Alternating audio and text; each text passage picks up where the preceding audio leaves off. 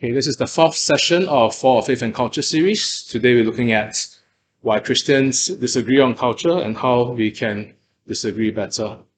Preamble at the beginning, hope to keep this short, 30 minutes or less, so we can leave more room for Q&A later. In this presentation, I'll actually avoid recommending a position to take on cultural issues. My own recommendation was presented last week, but instead I want us to consider the real possibility that even sitting in this room right now, there are people who disagree. People who disagree about how we should engage culture, people who disagree on specific cultural issues. I'll bring up one or two later on. And we don't just need to think about, what's the correct position to take, but how do we interact and live together and fellowship together with people and Christians who disagree with us. Okay, outline 3 parts. First part, how the Christians disagree. Second part, why the Christians disagree. And then lastly, how we can disagree better. So this is the talk of the town this week. Actually, a bit of old news already, right? That's how fast social media moves. And I bring up this photo of, everyone knows who this person is? Everyone all connected to social media?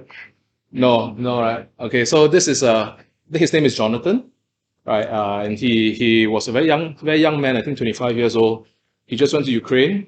He felt that God called him to Ukraine to bring his guitar there and to sing worship songs with the people in Ukraine. And he took a flight back, and on the flight back, he asked permission from the flight staff to whether to sing a song in the flight. And then he got up and he sang, I think, How Great Is Our God. And then he was recorded, and then it was uploaded, and it caused a divisive response in the Christian community in general, not just in Singapore, but throughout the world. And there's a lot of, there are, broadly speaking, 2 very strong camps. One praising him for what he did, another one being very critical for what he did. Yeah, I'm not going to talk about him much further. We'll just talk about the fact that there are clearly differences in terms of like how we think about what Christians do in the public square, right? So when we talk about different views of how Christians interact with culture and trying to classify different Christian approaches in different categories, this is the most probably one of the most influential books and oldest books, Christ and Culture by Richard Niebuhr. He looked at church history as well as in the 1970s. He looked at what's going on in the church in the 1970s. And then he classified Christians into, like, broadly speaking, 5 different groups. The first group is Christ against culture. This is where a group of Christians who think that all of culture is bad, needs to be rejected. Another group called Christ of culture. All of culture is good, needs to be accepted. Christ above culture. Culture is basically good, but it needs to be modified by Christianity. Christ and culture in paradox. A culture is in tension between goodness as well as sinfulness. And then lastly, Christ as transformer of culture. Culture is fallen and needs to be redeemed by Christ. This is, of course, quite old book, 1970s. And a lot of people had a lot of things to say in response to Niebuhr's book, either to defend their position among the 5, or actually just to say that this way of classifying is not so good. And one of the more important responses written to it is by D.A. Carson, and this is Christ and Culture Revisited in 2008. So the first 3 slides, I'm going to just show you what some ways authors have classified different Christian responses to culture. This is the first one. Second one, I went through this last week. This is James Davison Hunter's To Change the World. James Davison Hunter is a Christian sociologist. And he looked through history at how culture has changed over time. And one of the things he realized is how culture changed over time is very rarely a ground-up movement that changes culture. Often it's a top-down movement. That means influential people in the university, influential people in the media, in the arts, and in government, their views spread because they work in the university, they work in the arts, they work in media and the government, right? And then, so as part of his study, he says that Christian approaches that try to change culture from the ground up is probably not going to work because they're not really engaging key influence institutions. the university, the media, the arts, the government, so on and so forth. Okay, but he also, as a sociologist, he studied how Christians have tried to engage culture in the past. He classified 3 different approaches: defensive against culture, relevance to culture, purity from culture. Very similar. You realize that most of the classification is something similar. And then he critiques all the first 3, proposes his own approach called faithful presence. And 5 years after he published this book, Gospel Coalition, they published an ebook called Revisiting Faithful Presence, where they invited, I think, 5 different authors to engage with James Davison Hunter on culture. Some of it are an agreement with Hunter, some of it are in disagreement with Hunter. So that's an interesting read as well.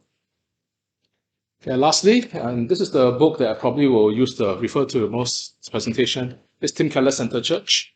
And Tim Keller, he studied all these movements, and he read a lot of people, and then he classified them into 4 categories. He got 4 models of cultural engagement. The transformationalist model, you change culture through working with a Christian worldview. A relevance model, a model that appreciates that God is working in non-Christian movements. A counterculturalist model, which is the one which emphasizes how Christianity is different from the world and needs to be countercultural. And the 2 kingdoms model. A 2 kingdoms model is the view that there is 2 kingdoms. There's a kingdom of man, there's a kingdom of God, right? And the kingdom of God is governed by Christian doctrine and Christian theology, but the kingdom of man is governed by natural law, or the principles that God has revealed that are clearly good and true. And that's the 2 kingdoms model. And I'll later show you a graph. You can plot the 2 kingdoms model using this graph and the axis. 4 years later, he published a second version of Center Church, including he got some authors to respond to his book. And he split the second edition up to 3 separate books. It is the second book that engages with cultural issues, and the second book is called Loving the City, okay, which is basically the part. There's a second edition of Center Church, the middle part of it. Okay, and then within each of the models, Keller says that there are moderate versions and extreme versions. So this is the chart, which I don't know whether you can see, Kelly. Each of the 4 quadrants refers to each of the 4 models, and you can see that there are models that are closer to the center. Those are the more moderate versions, and those that are further out are the more extreme versions. And we don't have time to talk about maybe the 12 or 13 different movements there. But one interesting thing to note that there are 2 axes to this chart, right? The first axis is whether or not you believe in being very actively engaging culture, or whether we should be more passive. That's the horizontal axis. And the vertical axis is your perception of how much common grace there is, especially when you weigh common grace versus the fallenness of culture. So in session 1, I spoke a bit about how these 2 doctrines are in tension. Right? There's a doctrine of common grace, that God has given even to non-Christians grace, and they can do good things. And there's also the doctrine of how sin has corrupted everything, including all culture. So you hold these 2 things in balance. If you think that common grace is good enough to counter most of the fallenness of nature, then you will be on the top part of this chart. If you think the opposite, if you think that actually the fallenness is really very serious and common grace is not enough to overcome that, you'll be on the bottom half of this chart.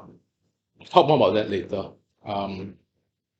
So what Keller himself proposes is this. He proposes that each and every one of these 4 models have problems, have strengths and problems. So he proposes that everyone stay within their own quadrant, but move towards the center, right? Move away from the extreme versions, but towards the moderate versions, and try to learn, right, what he calls blended insights, right? Try to learn insights from the models that are not your tradition. So for example, the transformationalist model, the idea that Christians have a distinctive worldview, the way Christians see, understand, and perceive the world is different from non-Christians, is important. Everyone should learn from that. The relevance model, the idea that Christians should work for the common good and for human flourishing, he also thinks that everyone should learn from that. The counterculturalist model, the idea that culture is always fallen in some ways, and Christians are always going to be countercultural in some ways.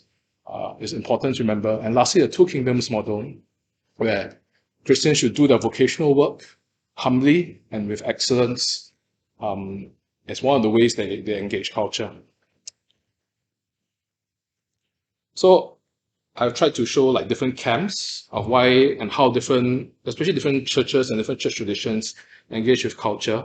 But let's go a bit deeper and say, so how do we end up in these different camps? Why do we disagree? So I'll talk about the two axes I just mentioned just now. So the first axis was how optimistic or how pessimistic we are about whether Christians can change culture.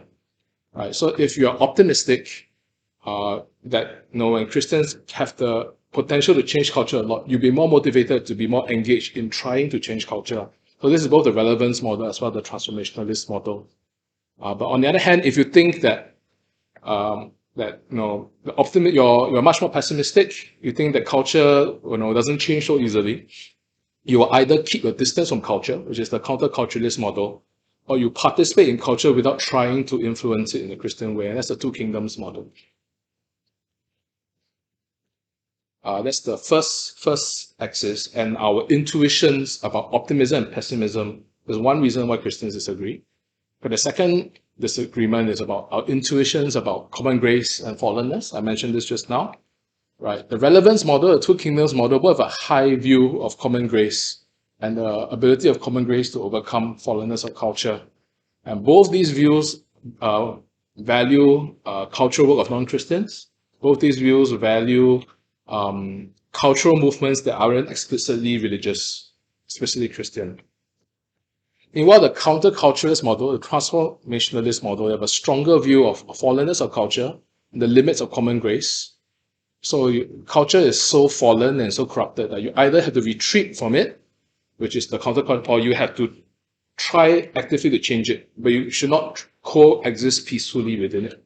And that's why that's the bottom. That's when if you have a lower view of the common grace and have a higher view of the corruption of culture. So these are intuitions, right? So how do we end up with different intuitions? So I mentioned in session 2, our experiences shape our worldviews, right? And one of the key experiences that shape our worldviews is the church traditions that we grew up in, and also the church leaders that we admire, and church leaders whose views because we admire, we're more likely to agree with their views. So if you grew up in a tradition, there's a very great emphasis on evangelism that says that we can't it's important to go out there and preach the gospel and to live the gospel. More likely be influenced towards more two kingdoms view. If you grew up in a church tradition that's seeker sensitive, that we need to make church attractive for young people to come into church, and they will be able to find church relevant, you're more likely to have affinity to the relevance model.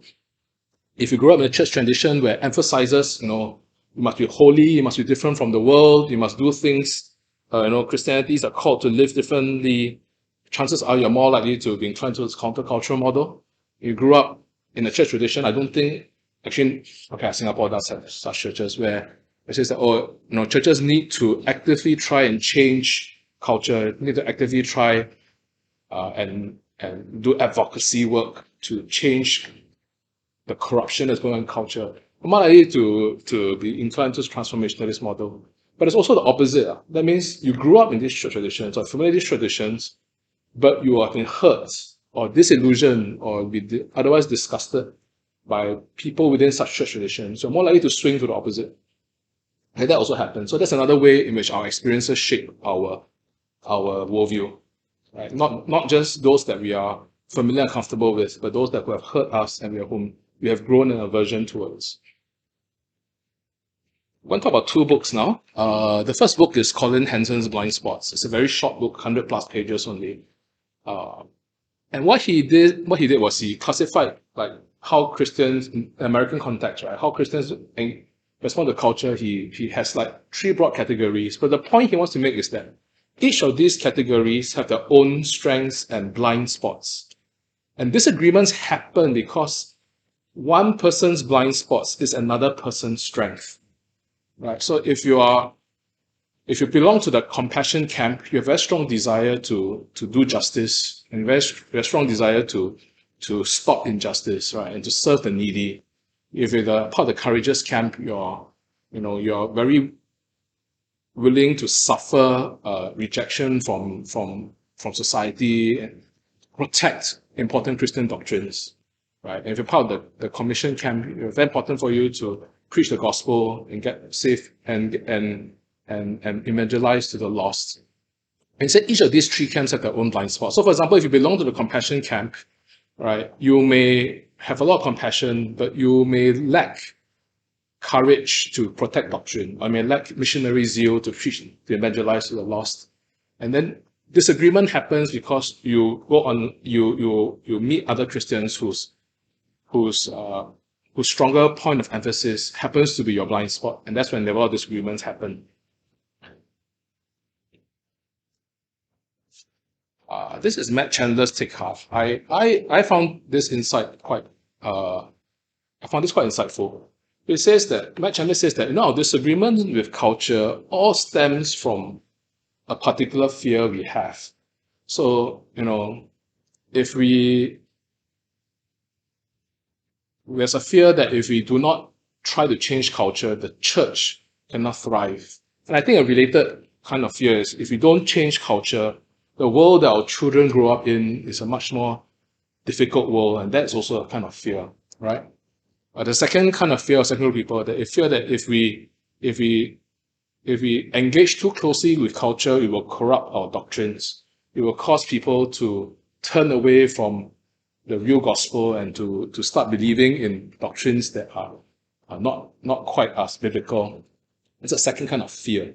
And a third kind of fear is if you don't conform to the culture, if you don't find ways to make culture relevant to young people, or make Christianity even understandable to the people around us, the church will be sidelined and irrelevant. It will not attract people anymore. But all these three are all fears. They're all different kind of fears. And Chandler says that the solution is all the same, because Christians are called to...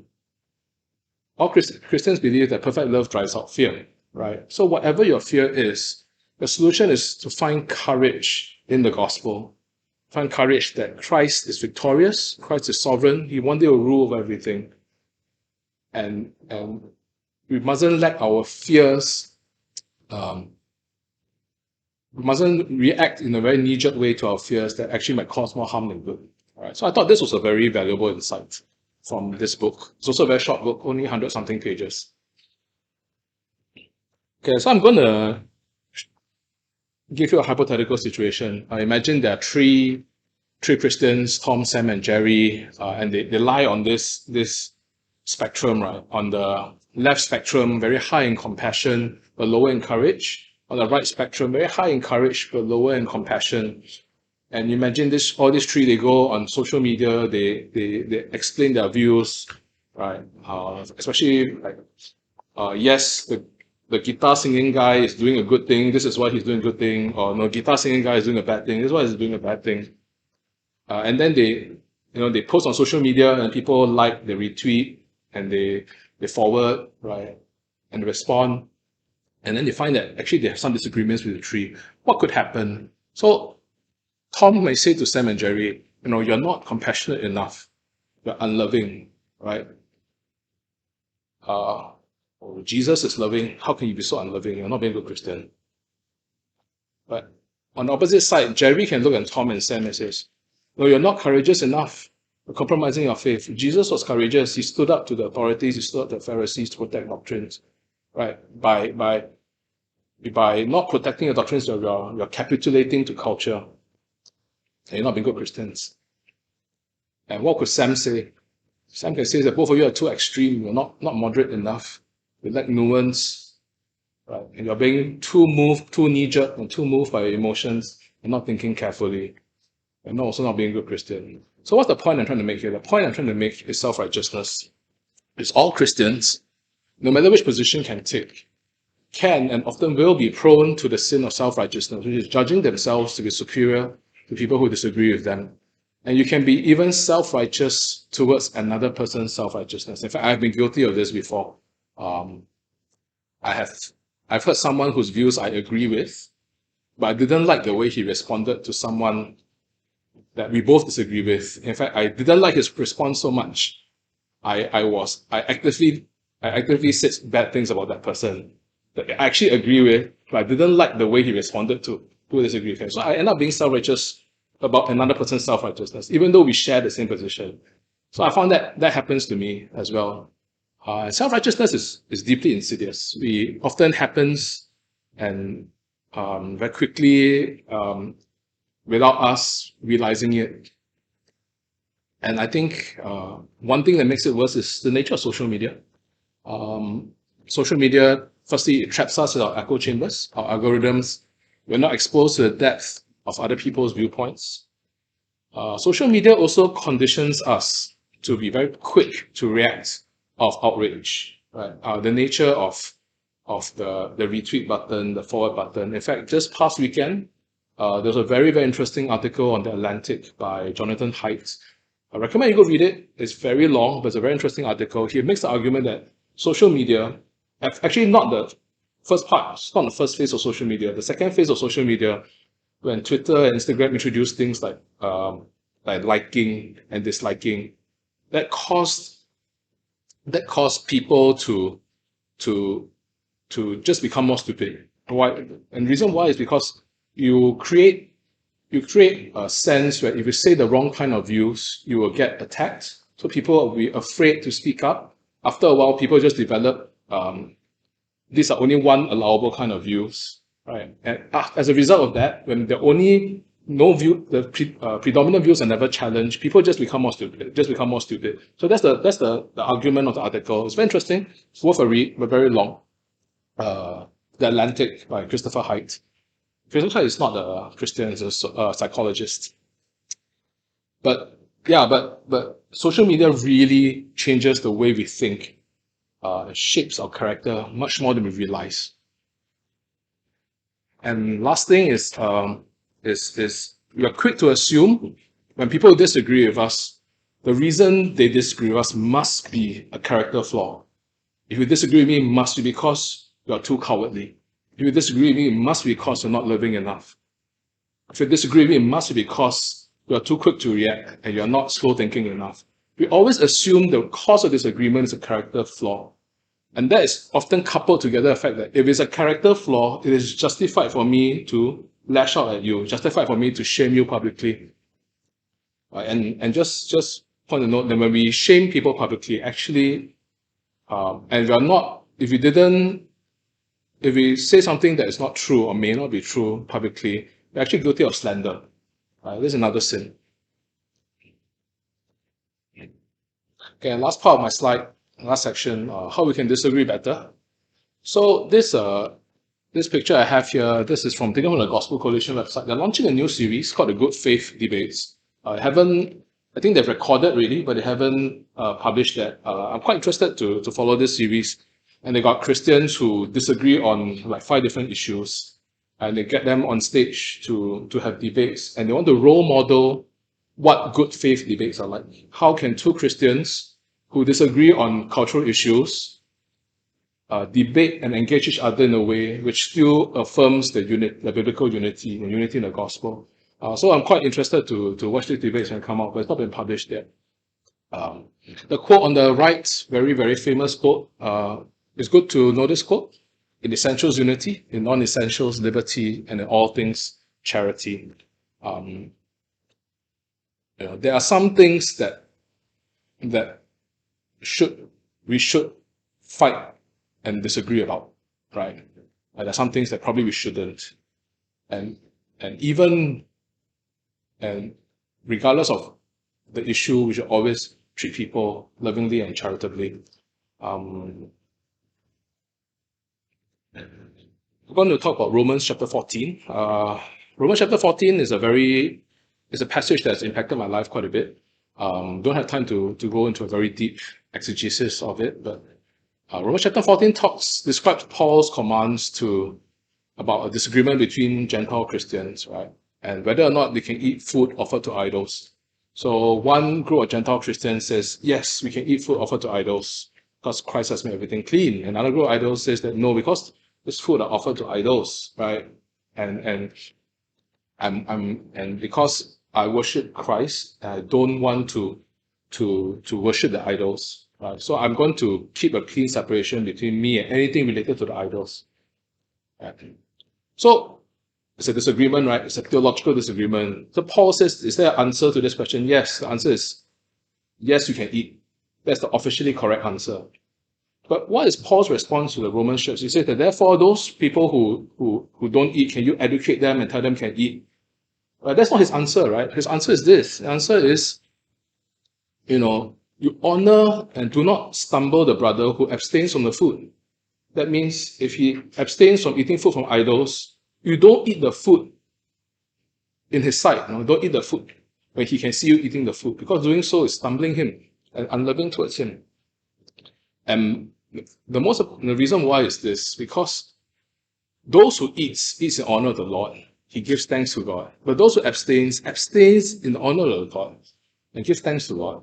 So those who abstain from eating food of idols, even though the theology is wrong, their heart is in the right place.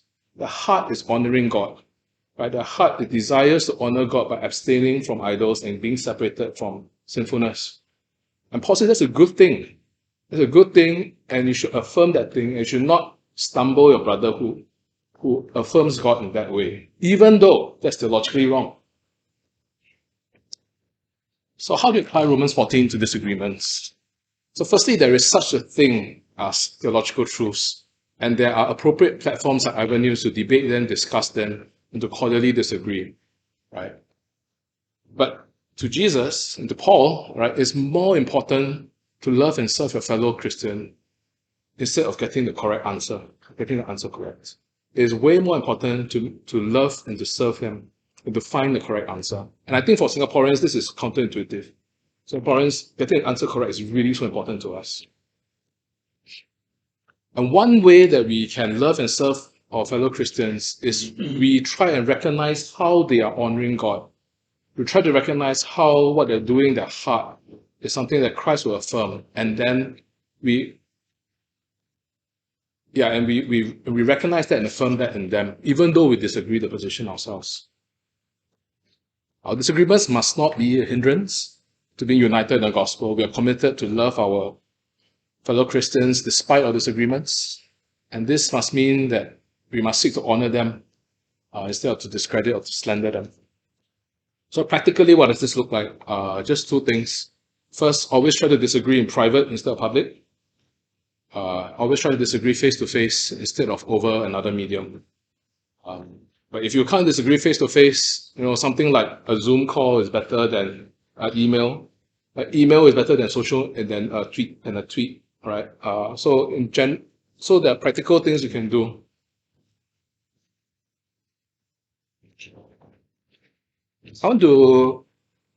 I think it was Tim Keller made this point. Colin Hansens also made this point. Is that why one other reason why we have different intuitions in addition to our own background experiences is because God has called us to different callings.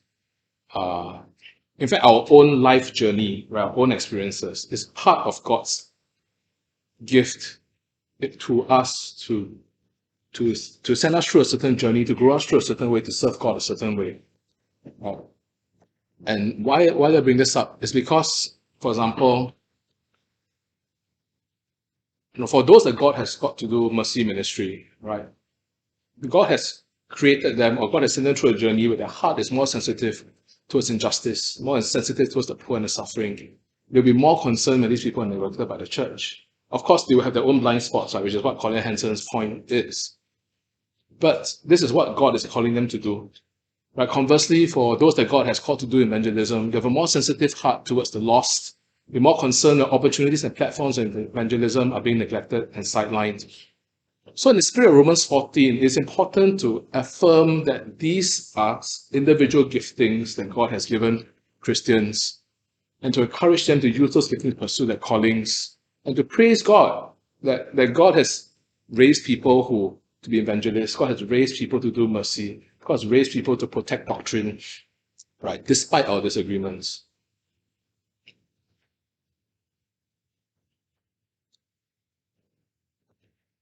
And my last slide, how do you resist self-righteousness? In session 2, I spoke about how, when we want to change our behavior, changing our ideas is insufficient, right? Our ideas is insufficient. We need to change our desires. We need to change our character. And that's true for self-righteous behavior, right? It's not sufficient to know that you're self-righteous. It's not sufficient to be convinced of your own self-righteousness. But you need to live our lives in such a way that habitually roots ourselves in the gospel. We need to habitually remind ourselves that we are wretched sinners, equally undeserving, equally in need of grace of those who disagree with us. And practically, that means things like pray regularly, read the Bible regularly, go to church regularly, listen to sermons, plug yourself in Christian community, invest time to serving and loving one another, remind each other the gospel, the total dependence of Christ. I also want to add what I mentioned in session 2, the Brad McCracken's wisdom pyramid, right? Spend more time doing things at the bottom of the pyramid than the top pyramid. Spend more time reading the Bible, spend more time with your Christian community, all right? And spend more time appreciating the work of nature, and spend less time on social media.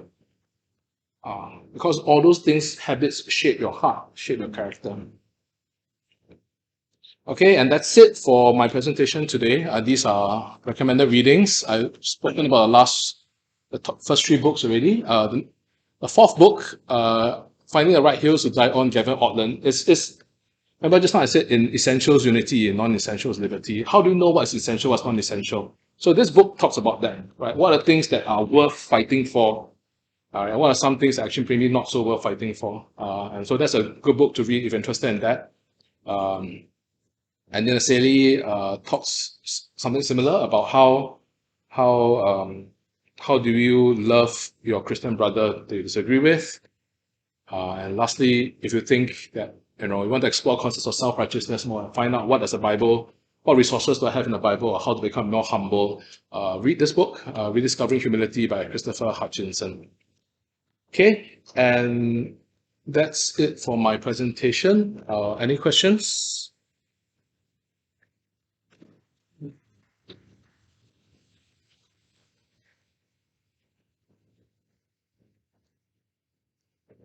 Any questions? Yes. Earlier you raised an example in Romans 14. And you said that, based on Romans 14, there is no need to correct the theological misunderstandings of, let's say, a fellow brothers.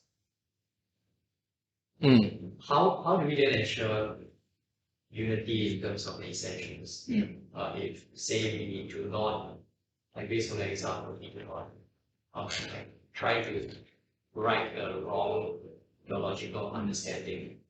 Do we engage in a sense, or do we simply honor and say you can do your things and I can do my things, but we all come from a healthy desire to honor God? Yeah. So the question is, if we take Romans 14 as an example, is it therefore always true that we do not try to correct one another? The short answer is no lah. Okay, there are of course sometimes some things that are worth correcting, but the wisdom lies in what are the issues that are worth correcting or worth dividing over. Another point of wisdom is when and how to disagree, on what platforms to disagree, right? And on what issues that actually maybe it's just not a wise thing to disagree, or if we just agree to should just live with our differences, right? These are all wisdom issues. There is no one size fits all answers for that. And like with most wisdom issues, it is usually my opinion for wisdom issues is usually less about the content of what we disagree than the character we bring to the disagreement. Yeah, for me lah. That's why I think, which is why I have a great emphasis on focus a lot on building up your spiritual character, focus a lot about developing good spiritual practices, so that as and when you do engage your brother, you're more likely to do it in love, with grace, and because it's a real necessity, instead of because you're being reactionary, because you're being angry, because you're being self-righteous. Yeah. So again, no, no formulaic answer for you. But I think, yeah, but yeah. Yes. Good question. Thanks. Any other question? Okay, if not, I'll stop recording here. Oh, yes, my wife has a question.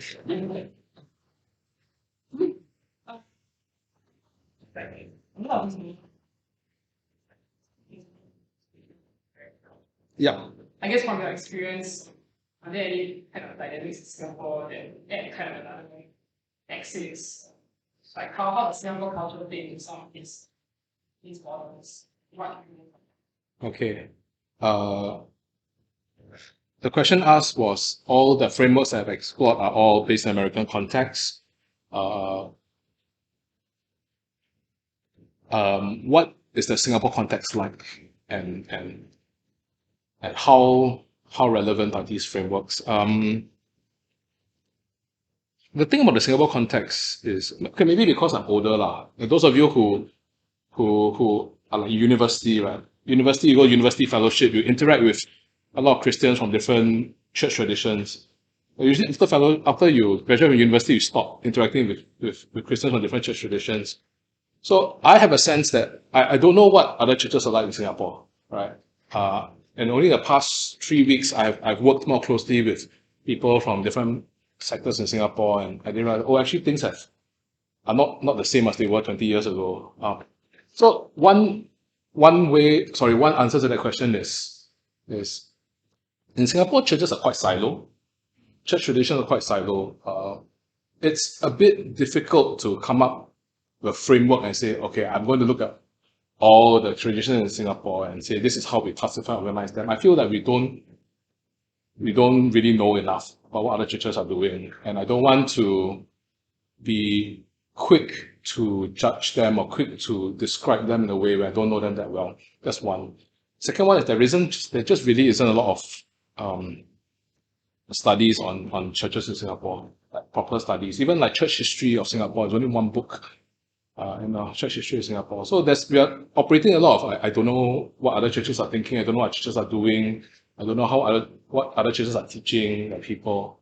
And I want to be very careful. Like we don't want to hear one story, and then we want to assume and generalize, oh, all other churches are like that, right? So that there's a certain amount of carefulness I want to say when I talk about how do we talk about the Singapore situation. There are a few things in Singapore which I also think are unique that the American church doesn't American situation doesn't have. One is the relationship between the church and state in Singapore. It's quite unique in Singapore's context. I think it affects culture quite a bit as well. Another one is racial relations. The racial relations in America are very different from racial relations in Singapore.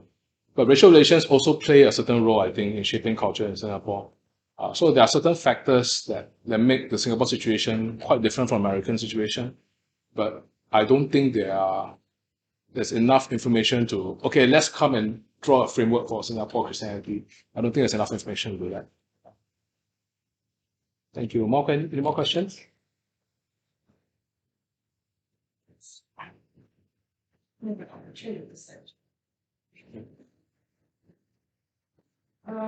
Okay, I guess another question is, I think you mentioned at the beginning, I think the research you did was based on 1970s America. And Yeah. then was it what you said? That culture change comes from top down rather than down up. That's Hunter. Yeah. So, like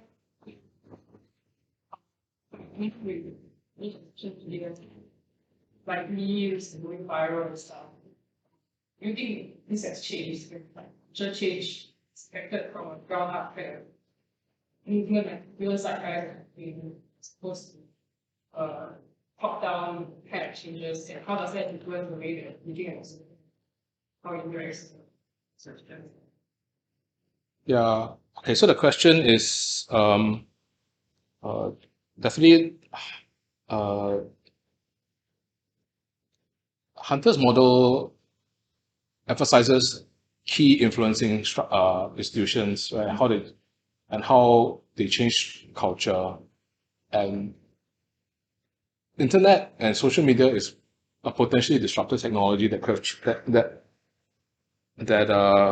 maybe that model doesn't apply anymore lah. So that's the question.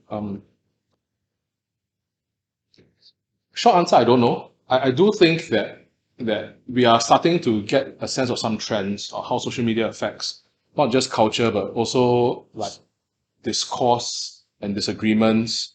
And that's why I think the Jonathan Haidt's article was very insightful. I think one of the trends is we find there is more group thinking, there is more silo-ness, there is more echo chambers. That's one trend, right? And having more echo chambers shapes discourse on culture a certain way. The point I tried to make in the presentation was social media shapes our character a certain way, right? And if we exemplify this on a mass scale, where if social media makes us more quick to react in outrage, and then you expand that to a mass scale, how does that shape culture? I think it does.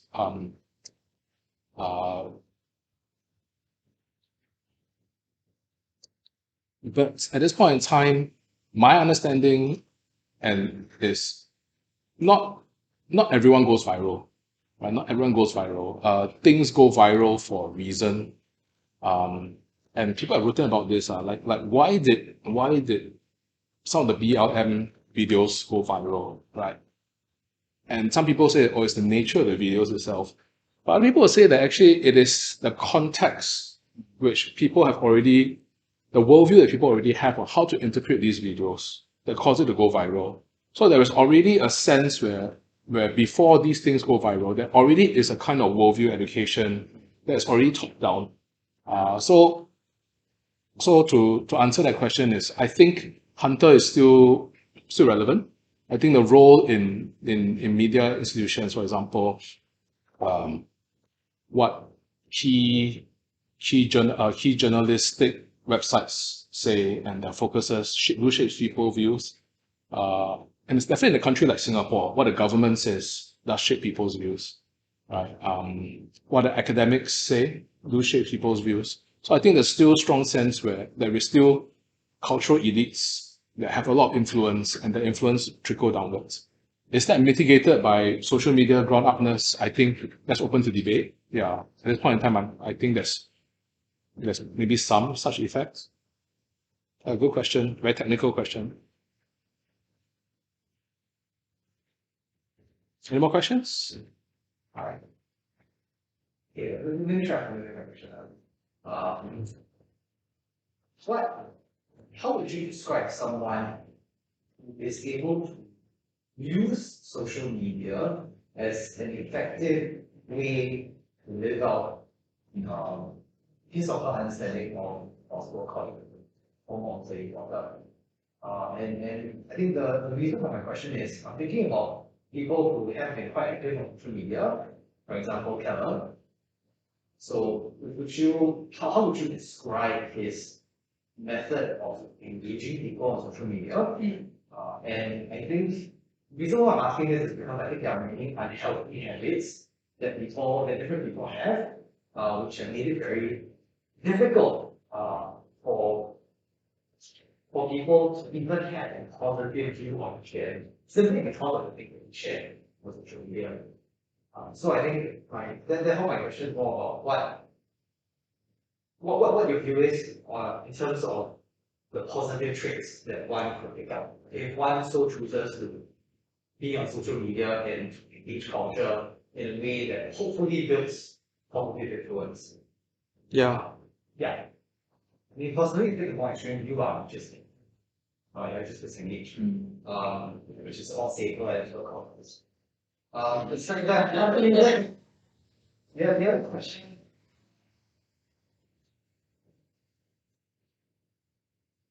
Yeah, and I think the part B of my question is what would that look like in the Singapore context? So we're going to raise question about Singapore versus American context. People that come to mind are, for example, Jason Wong, who recently has been quite active through media in making sort of pronouncements on what the Christian stand is on certain matters in the Singapore context. And so, overall, what are healthier ways of engaging people on social media in context? Yeah. Okay. So, good question. To repeat the question, the first question is, can we use social media in a faithful way in cultural engagement? What does that look like? And the second question is, more specifically, what does that look like for the Singapore context?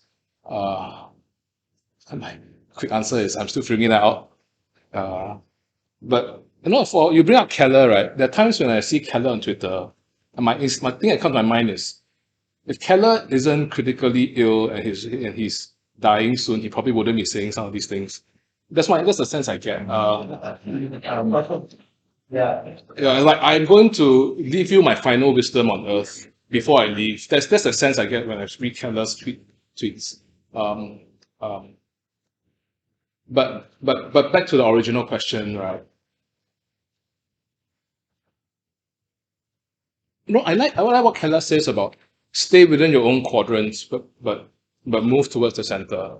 I think if we feel very called that we want to shape the views of other Christian, even non-Christians, we want to shape the views of non-Christians, and believe that this is God honoring to do so.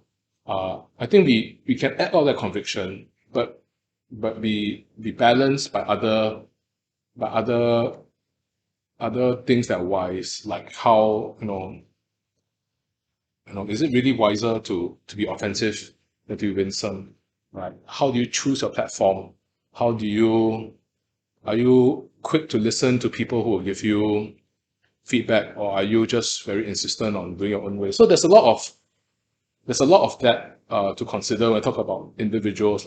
And a point that keep on going back is that individual character really matters more than the point you're trying to make, or even the ministry you're trying to do, right? But do I think it's possible? Yeah, I do think it's possible. I do think that you also must know yourself.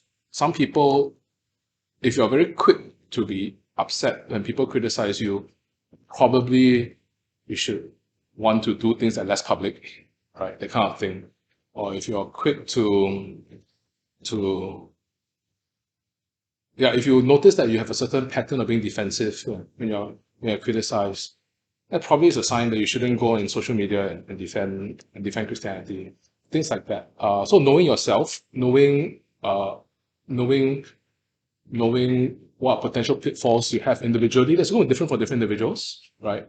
What you said about being a civil servant in Singapore, that matters too, right? The context that you bring, including your own status and your own background, matters. And when Jason Wong engages on social media, his background as the person who has founded Yellow Ribbon Project matters, right? So okay, sorry, this is a non-answer, man. It's basically complicated. Many factors think about. Character is really important. In Singapore in particular, I think not enough people are thinking hard about this. A lot of people are thinking hard about how do we engage culture faithfully. People are just reacting.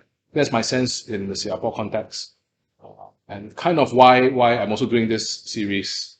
I'm sharing this series with some of my colleagues, including those that I work very closely with from different traditions from us. Sorry, I didn't give you a more specific answer. Questions? More questions?